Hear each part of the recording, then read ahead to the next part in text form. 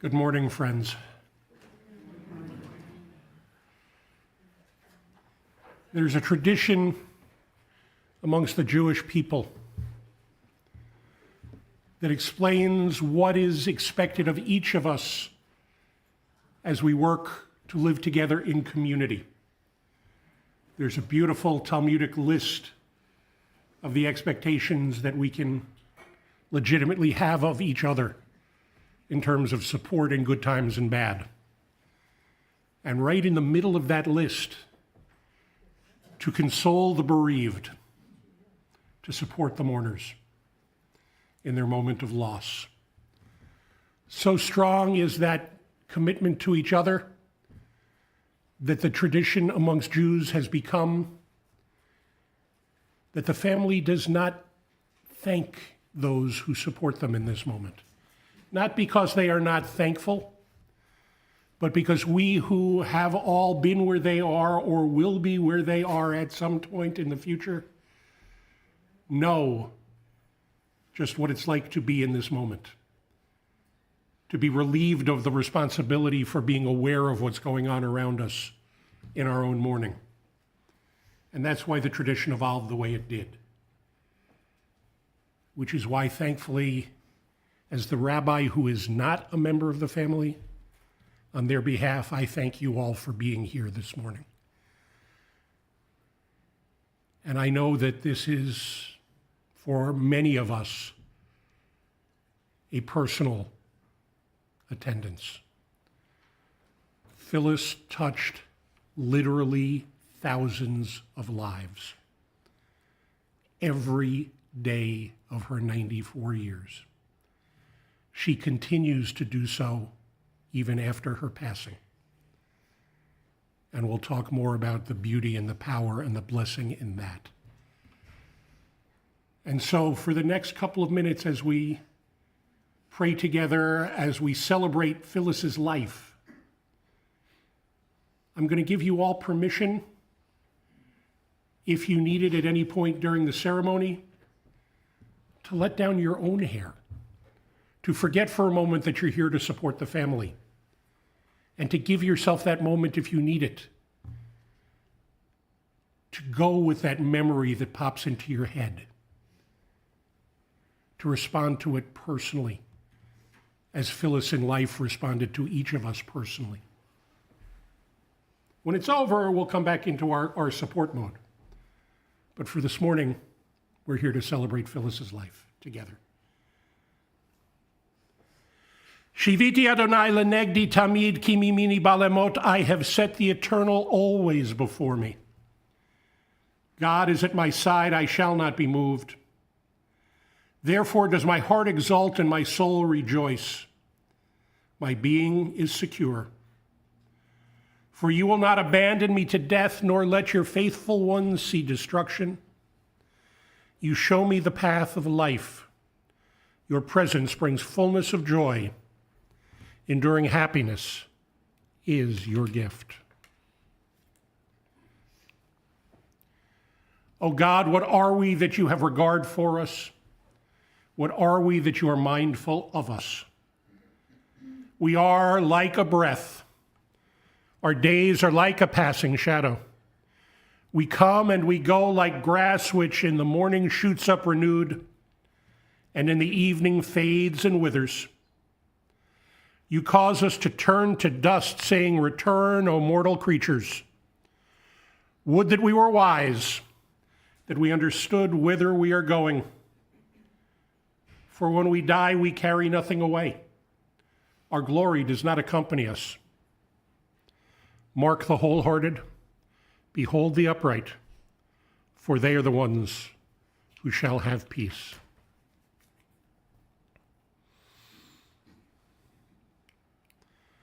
These words seem almost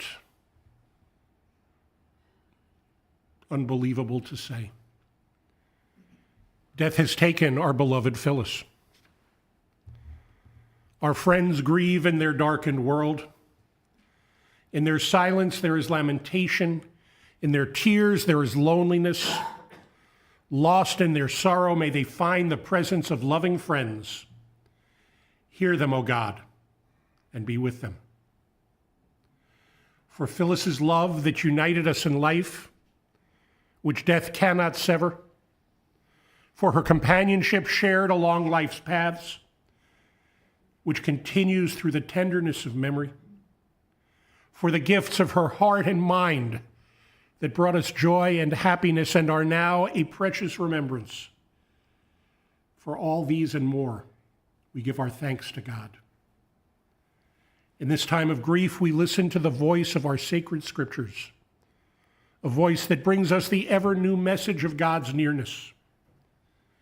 It tells us of our kinship with the Creator, in light as in darkness, in joy as in sorrow, in life as in death.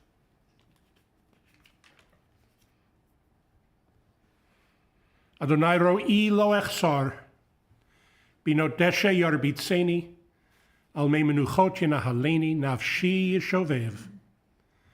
Yancheni v'magle tzedek lema'an shemo, gam ki elech begeit salmavet, lo irara ki atai madi. Shivtecha umishantecha, hema yenachamuni. Taroch lefanai shulchan neged sorarai, deshanta v'shemen roshi kosi revaya, ach tov v'chesed yirdefuni, kol yemei chayai, v'shavti b'veit Adonai, la'orech yamim.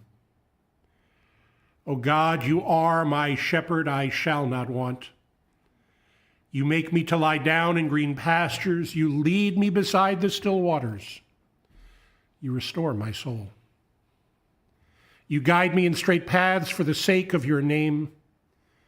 Yea, though I walk through the valley of the shadow of death, I will fear no evil, for you are with me. Your rod and your staff, they comfort me. You prepare a table before me in the presence of my enemies. You have anointed my head with oil, my cup runneth over. Surely goodness and mercy shall follow me all the days of my life, and I shall dwell in the house of God forever.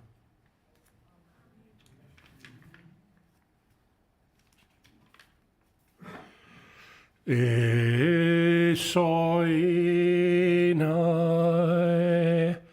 el heharim me'ayin yavo ezri esoinai el heharim me'ayin yavo ezri me'im Adonai osve shamayim baretz. I lift my eyes to the mountains. What is the source of my help? My help comes from God, the maker of heaven and earth. God will not let your foot give way. Your protector will not slumber. See, the protector of Israel neither slumbers nor sleeps. God is your guardian, your protection at your right hand. The sun will not strike you by day, nor the moon by night. God will guard you from all harm. God will guard your soul, your going and your coming, now and forever. The words of Psalm 121, one of the 15 songs of ascent that pilgrims to Jerusalem would recite walking up the steps to the Temple Mount. To everything there's a season, a time for every purpose under heaven, a time to be born, and yes, even for Phyllis, a time to die. A time to plant and a time to uproot what is planted. A time to tear down and a time to build up. A time to weep and a time to laugh, a time to grieve and a time to dance. A time to throw stones, a time to gather stones together. a time to embrace and a time to refrain from embracing, a time to seek and a time to lose, a time to keep and a time to discard, a time to tear and a time to sow, a time to keep silence and a time to speak. Eshet Chayil mi yimtza, a woman of valor, who can find her. She is more precious than fine pearls. Her family trusts in her, and so they lack nothing. She does them good, never harm, all the days of her life. She perceives that her labor is rewarding. Her candle burns on into the night. She reaches out to those in need and extends her hands to the poor. She is clothed in strength and dignity. She faces the future cheerfully. She speaks with wisdom. The law of kindness is on her lips. Her children rise up and bless her. Her husband sings her praises. Many daughters have done valiantly, but you excel them all.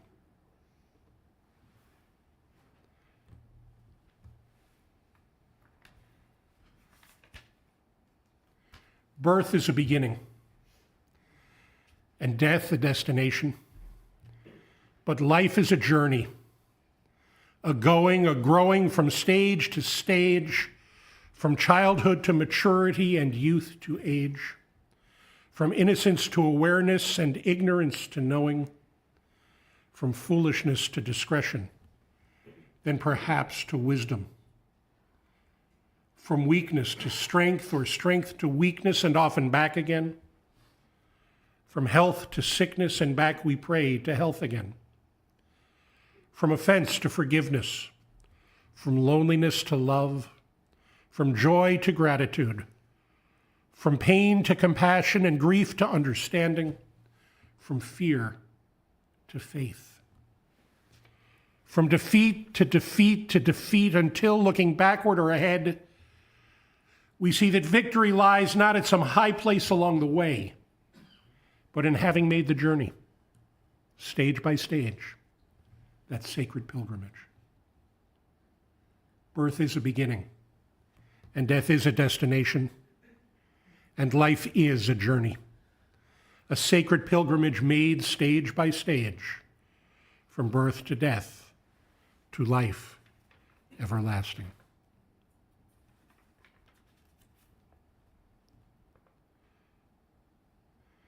In his sorrow, Job cried out, Adonai natan v'Adonai lakach. Yehi shem Adonai mevorach. God has given, God has taken away. Blessed be the name of God. In ancient people, we are well acquainted with grief and with the valley of shadows. Death and sorrow are not strangers to us. Yet the centuries have taught us that a good name endures beyond the grave, that there is strength in faith. With Job, we say, Adonai natan, God, you have given.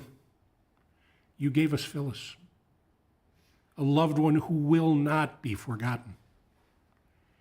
For all that was good and enduring in her life, we offer the deepest thanks of our own hearts.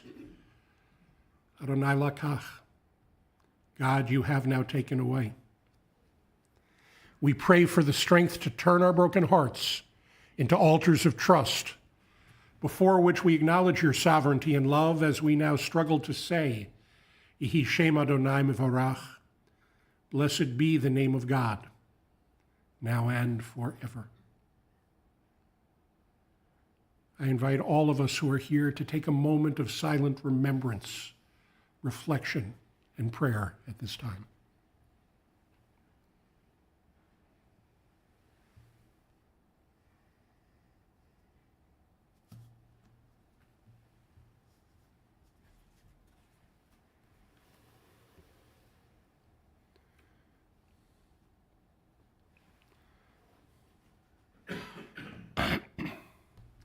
May the words of our mouths, the meditations of our hearts be acceptable in your sight, O God, our strength and our Redeemer.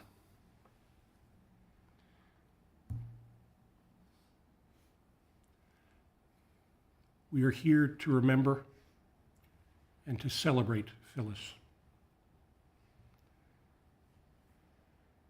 We come here in many different roles, with many different experiences. When one lives a life as long and as rich and as full as Phyllis did, you get to interact with a lot of people. There's a wonderful story that I was taught in the seminary for moments like this, that each of us is like a beautiful, finely finished diamond placed in the center of a large round table, surrounded by all our loved ones and friends and neighbors and those whose lives we've touched at a moment like this. We can all agree we're looking at the same diamond. Intellectually, we understand that. But each of us has a slightly different perspective of that diamond based upon where we are around that table. What our relationships were, what memories, what experiences shared we bring. And so to fully appreciate the diamond, to fully appreciate Phyllis, to fully appreciate anyone's life, requires hearing from more than one person. And we are very fortunate this morning that those closest to Phyllis have attempted to find the words and the strength in this moment to share with us. I look down just to see if anybody is jumping first, because we sort of left that out there. I'm going to take it in reverse age order. You're safe either way, in the middle. Alex, if you would start us off, please.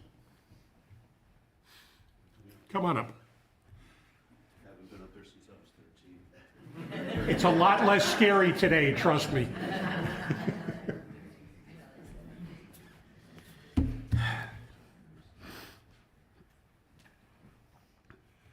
Well, she never got to clean the garage.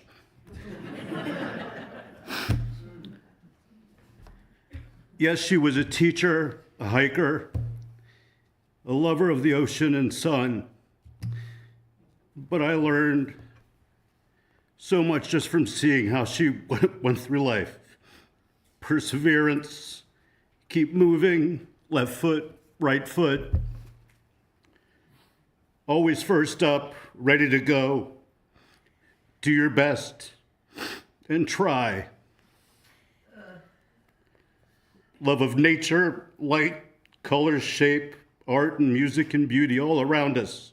It's informed everything I do and how I view my view of the world. I'll miss you, and you're part of me. And I promise to be nice to my sisters like you've always asked.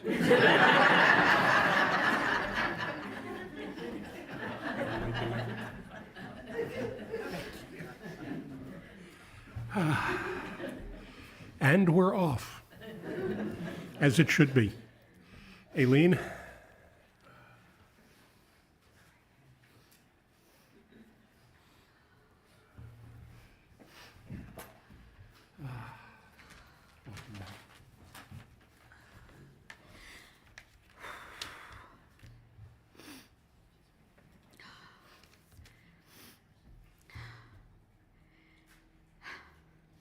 It's really hard to talk. I will try. So as I look around this sanctuary, this very sad morning, I know we're not supposed to say thank you, but I wrote it down here. It says, I'm moved by the sight of so many diverse people touched by my mom. It is a true comfort to be surrounded by your love. Because our mom had a long and interesting life, it's so hard to pick a short thing to share. But I'll say this. She was a role model for me. Not that I'm a carbon copy, just that she set a standard, a path, a really good example. She was a role model as an educator, a parent, and a grandparent, one half of a long and loving marriage and friendship. She was a solid and angry Democrat.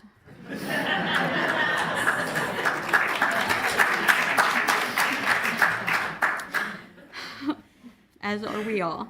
So, one brief story about her guidance.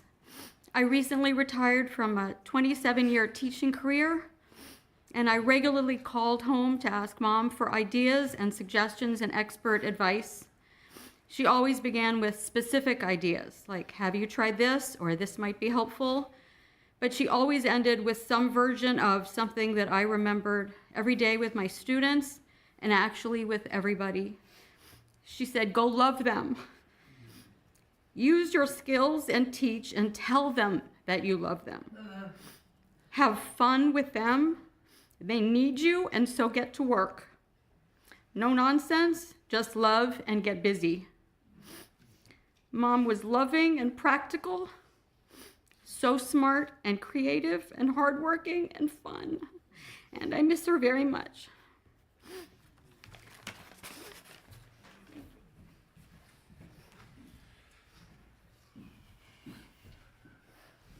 Melanie.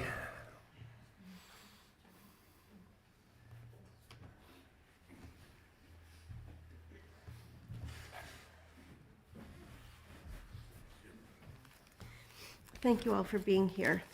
She would have wanted me to say that, even though the rabbi said I don't need to.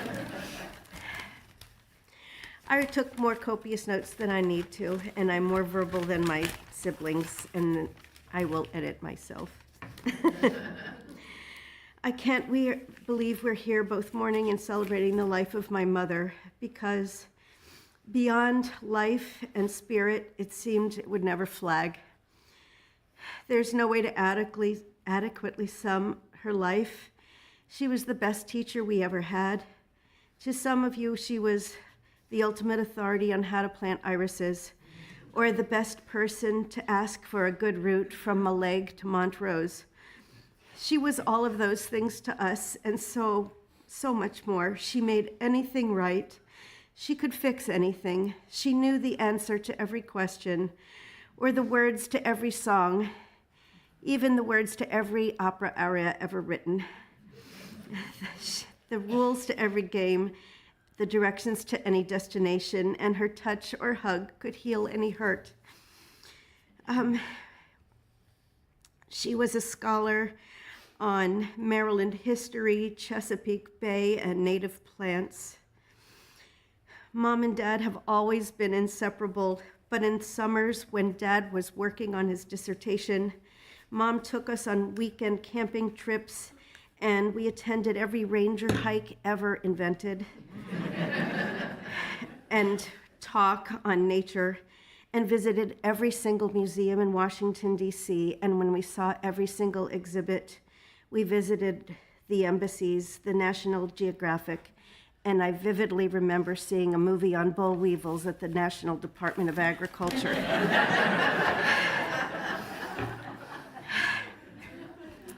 Her kindness and generosity with everyone is the sort of thing that also made her a beloved teacher for multiple generations of Bowie kids, as well as her sense of humor. And I loved hearing how when some boys acted up, she told them her cousin, MC Hammer, was going to come to discipline them, and they were in awe, because Hammer was her middle name. They were awestruck. My stories could go on, but that's not for today. Today we celebrate a life well lived with grace and joy, and we'll keep remembering stories because they remind us of the love we miss. Poet John Donahue wrote, "Your mind sparkled with the wonder of things." And wrote on to wrote, "Let us not look for you only in memory, where we would grow lonely without you. You would want us to find you in presence. Beside us, when beauty brightens, when kindness glows and music echoes, when flowers brighten the earth, darkest winter has turned to spring. May this dark grief flower with hope in every heart that loves you. Mom, every heart that ever knew you loved you, and I miss you so much beyond words.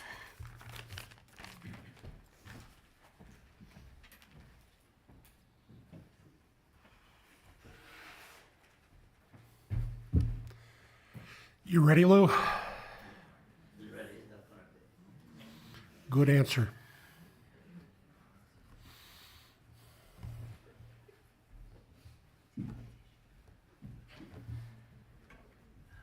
Why should you be ready?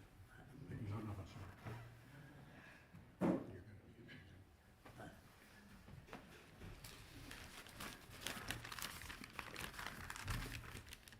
Friends,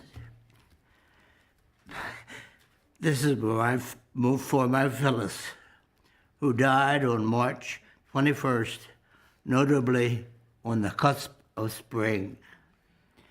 A woman of valor, she was our rock, my rock, our rock, and my pledge for 72 years. We graduated for master's degrees hand in hand at UVA in 1957. She had graduated Towson State Teachers College, as it was called then, in 1954. She was an active, long-time member of the Bowie Garden Club, of which she was a past president. And then I had to survey and select the many wall recognitions and select what to say. And there was multiple certificates from the Prince George's Council for the many years of teaching and volunteering. She was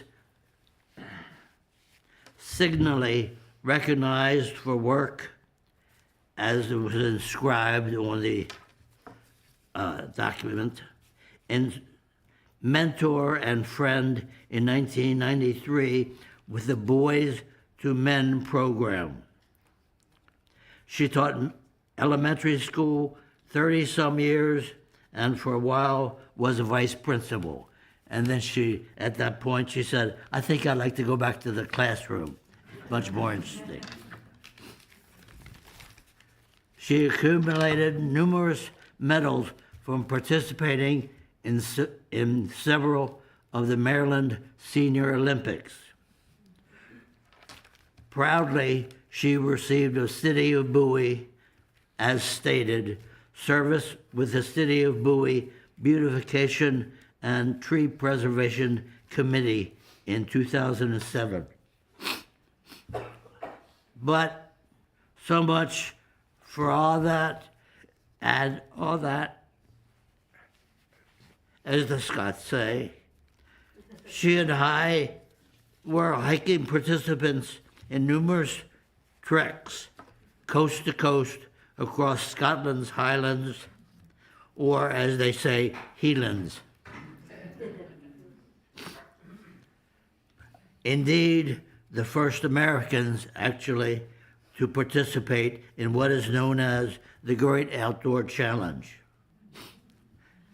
As the Scots would say, for all that and all that, she was the greatest wife and mother and companion one could have. Her memory shall be for a blessing. Truly, rest in peace, my sweetheart. Thank you.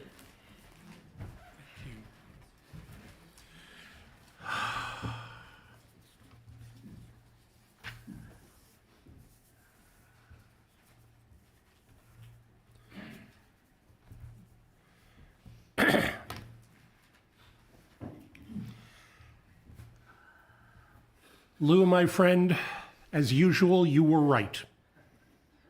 I should have let you go last. I can't follow that. So pretend I'm talking before Lou. Phyllis Joy Hammer Laborwit was a giant of a woman. I heard the couple of chuckles there. We'll come back to those. It's okay. If you don't believe me, think about how big the holes in our hearts are right now. Just stop and imagine it. And then imagine what these four incredible people who in the midst of their grief got up and shared their mother and their life companion with us just now are feeling. I don't think there are too many people in this room who would disagree with that statement.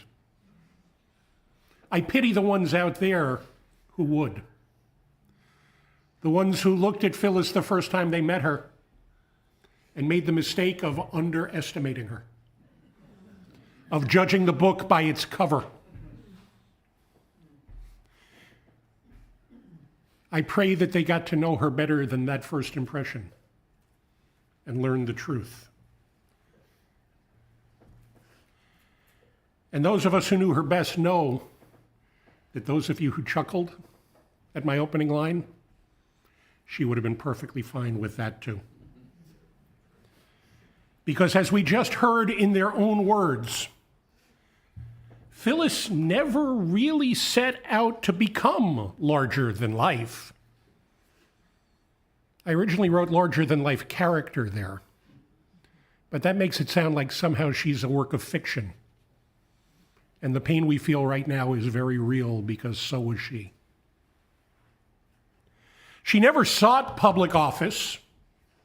She gave back educational leadership after she had done a few years as an assistant principal and recognized and admitted something that most of us would not have been able to do, that she was better off and more comfortable where she had been.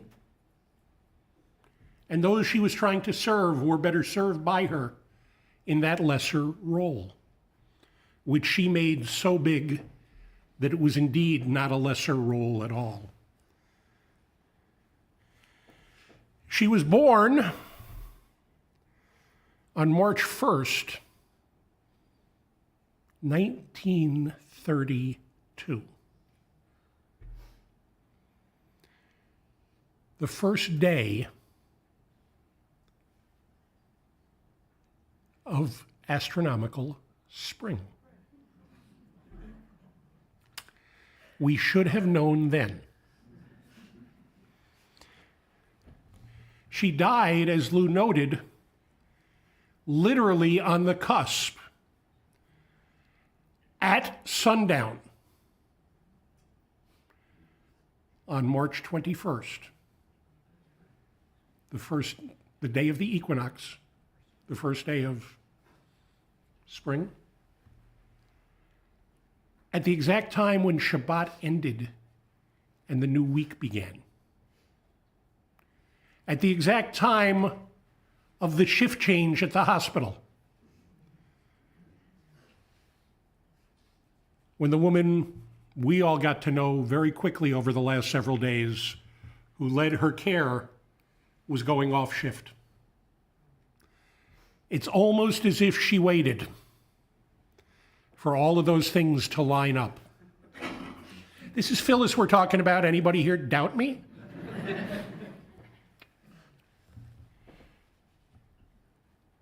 (1932). When Phyllis was born, Anne Frank and Martin Luther King were 3 years old. Franklin Delano Roosevelt was still in his first term as president. The Depression was raging across this country. And in Europe, the Nazis hadn't even come to power yet. That's where her life began. Take a moment to take stock of what she saw firsthand over the course of that life. And it becomes really easy to understand why she was a history buff. She lived so much of it. In her own way, she made so much of it. It was a different world. She got her teaching degree from Towson State Teachers College. How many of you have that bumper sticker on your car? Like her and like all of us, it's grown a little bit, diversified, but it served her well, and it served us well in serving her well. And we know where Towson's is. We know where the University of Virginia is. What only Phyllis could have told us for sure is what made her get onto the bus that fateful evening to blindly ride down from Towson to Charlottesville for a party at the A. Pie House, where she met a distinguished NCAA champion boxer, back when the NCAA still sanctioned boxing. And fate was sealed.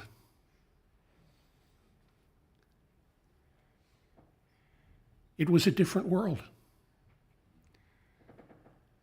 Later this year,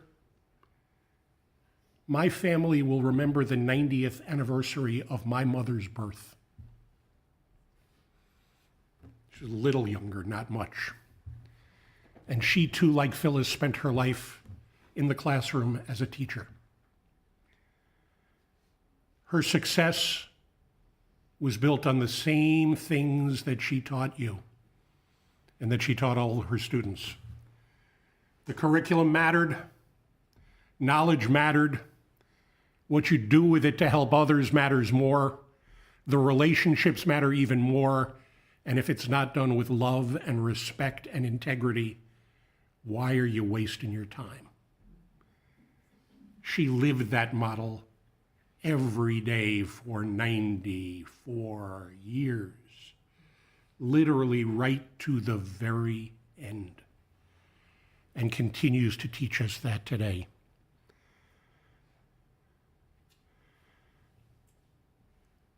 When Lauren, my wife, first met my mother, she looked at me afterwards and said, "What do you think she would have done if she'd been born later in life, into a world in which women had more choices?" I had no doubt in that moment. I said she would have been a teacher. So would Phyllis. It was what she was born to be.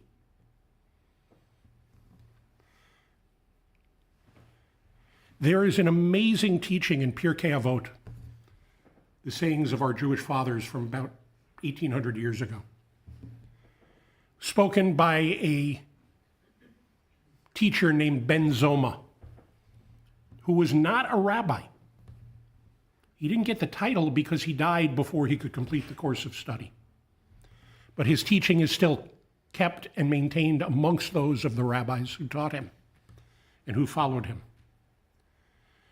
Ben Zoma taught, who is wise? The one who learns from everyone. Who is happy? The one who is content with what they have. Who is strong? The one who controls their impulses. Who is honored? The one who honors others. I'm trying to figure out when one or the other of them got their hands on a time machine and found their way to meeting 1,800 years apart. But I'm pretty sure Ben Zoma just described Phyllis Laborwit pretty much to a T. She wasn't complicated. What you saw is what you got, but again, don't let that first part fool you. Phyllis was not a simple person. We only saw her in 3 or 4 dimensions. There was a lot more going on beyond that. She was a helper. in the best sense of Mr. Rogers' mother teaching him, look for the helpers. She was a pleaser, not to her own detriment. She was always proud and happy to be of service to others. And she was also incredibly curious and radically adventurous. Characteristics that don't usually go with the first three. She sought beauty not to capture it for herself, but to share it with others. I started to learn that when you all gave me the privilege of celebrating your 50th anniversary together. I had only been here a couple of years at that point. And that seemed like an incredibly beautiful celebration because it was, with so many shared memories, so many amazing stories. And then there's the life that you shared after that 50th anniversary. Those of you who know me best know I do not script what I write on days like this. I wrote one out for today, just in case. So far, I've been reading from the notes. But there's a couple of other lines in here that I want to make sure get out. 72 years of marriage. Some of this is going to sound familiar because some of you were here on the Friday night not that long ago when we celebrated that fact. Right here on this bima. Ironically, you even found a way to make sure that we celebrated it for 2 consecutive Shabbats. Because the first Shabbat was the Friday night right after the Snowcrete episode when we canceled services because we were afraid nobody could get here safely. And we told the entire congregation, go to the archives and look up an old service and watch it. But that wasn't good enough for me, nuh-uh. And we put out about a 5-minute piece with a little bit of introductory material and some important announcements, all as the excuse for me to be able to, on the appropriate Friday night, acknowledge your 72nd anniversary. Those of you who are versed in math and in Jewish tradition, 72 is 4 times 18. 4 times the value of chai, the Hebrew word for life.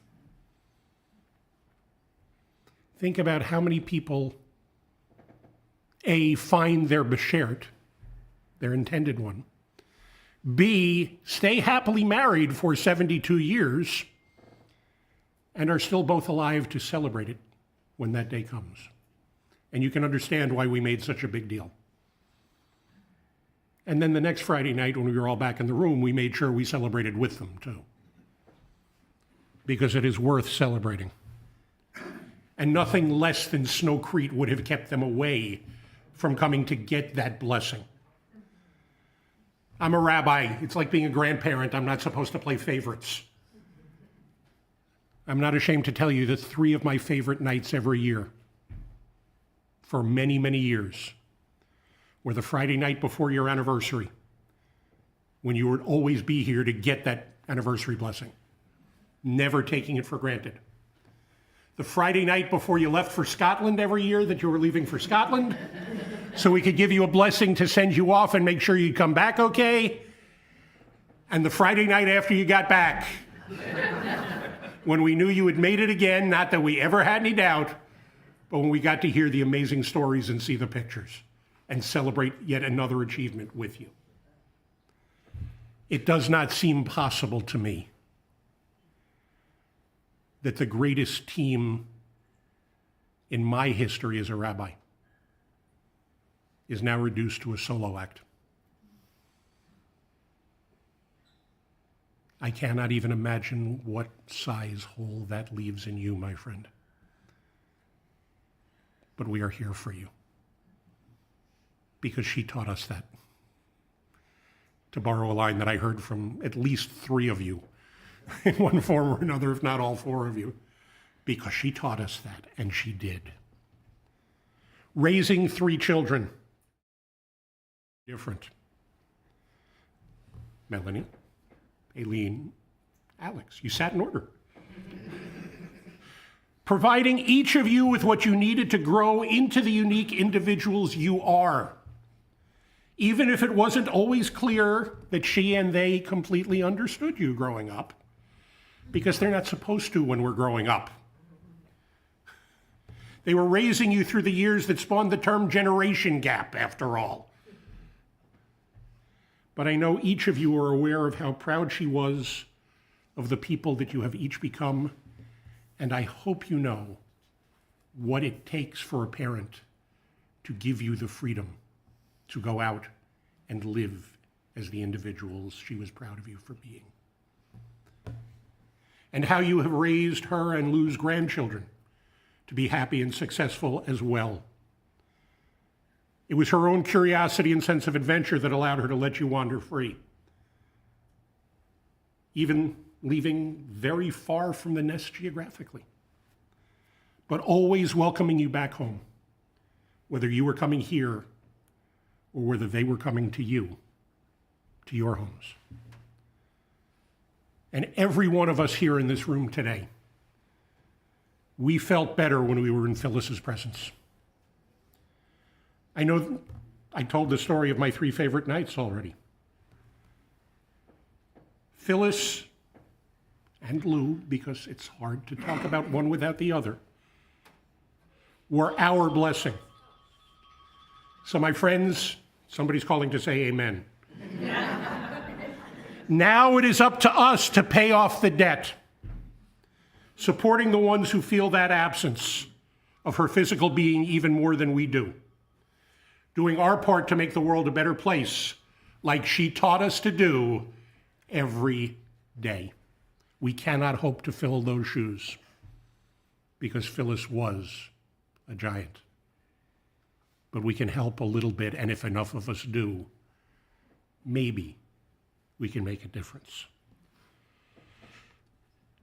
It's natural to feel a sense of loss at a moment like this, but let's be honest with ourselves for a minute.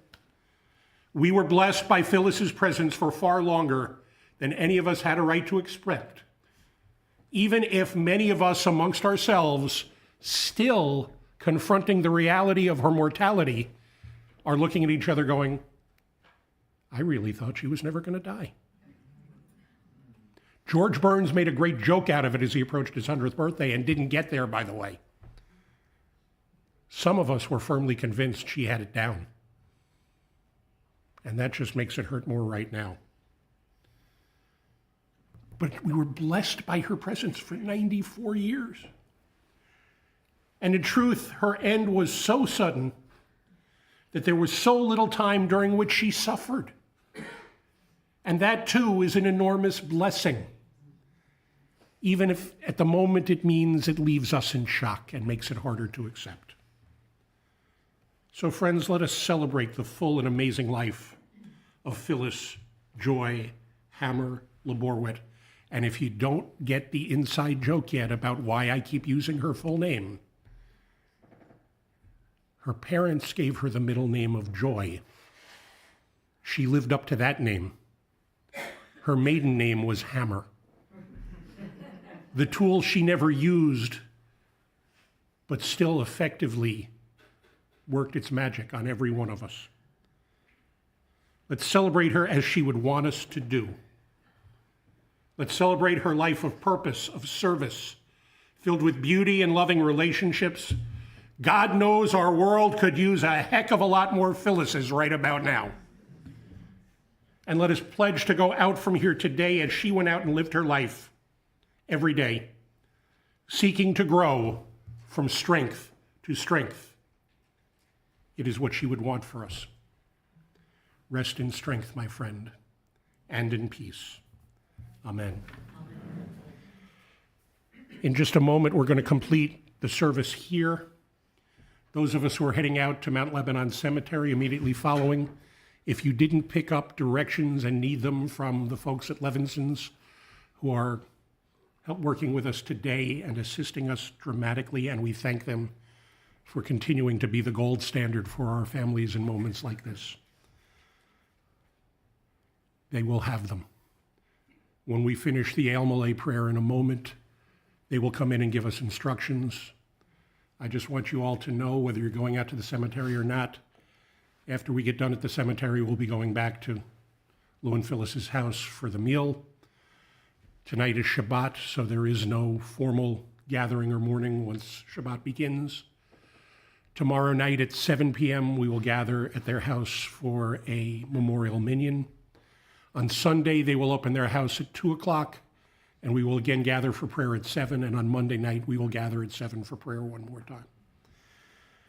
I invite you to rise physically and spiritually as you are able. El male rachamim shochen bamromim hamse menucha nechona tachat kanfei hashchina im kedoshim utehorim kezohar harakia mazirim et nishmat feget sipa bat gittel umichael shehalcha leolamo Bal harachamim yastireha, beseter kenafav leolamim, vayitzror bitzror hachayim et nishmata, Adonai hu nachlata, v'tanuach b'shalom al mishkava, v'nomar Amen. Compassionate God, eternal Spirit of the universe, grant perfect rest in your sheltering presence to Phyllis Laborwit, who has now entered eternity. God of mercy, let her find refuge in the shadow of your wings. Let her soul be bound up in the bond of everlasting life. O God, you are her inheritance. May she rest in peace. And let us say Amen. And as they come in to give instructions, I share with you the one and only known poem of Merit Malloy. When I die, give what's left of me away to children and old men that wait to die. And if you need to cry, cry for your brother walking the street beside you. And when you need me, put your arms around anyone and give them what you need to give me. I want to leave you with something better than words or sounds. So look for me in the people I've known and loved.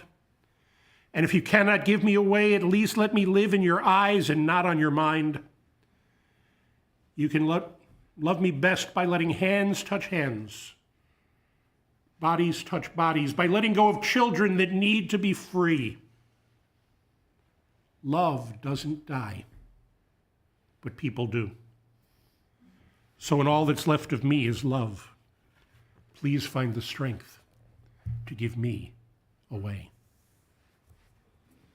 That concludes our service here in the sanctuary. Keith?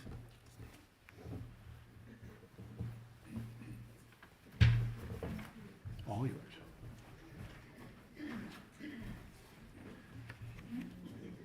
At the conclusion of the service, we ask those driving in procession to please go immediately to your cars and begin to line up behind the hearse and limousine as soon as possible, as the cemetery is expecting us. Those not riding the procession, if you could also go to your vehicles, but just please wait for our procession to leave before you exit the lot.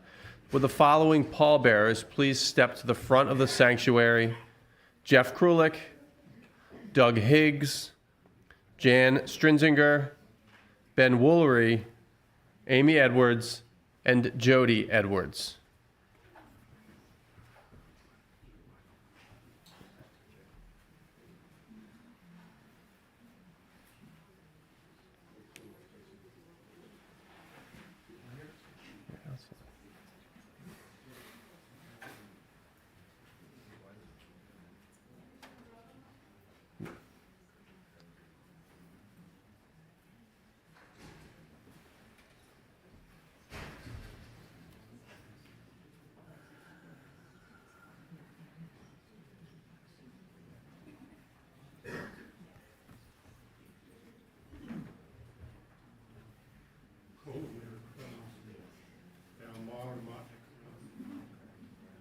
outside.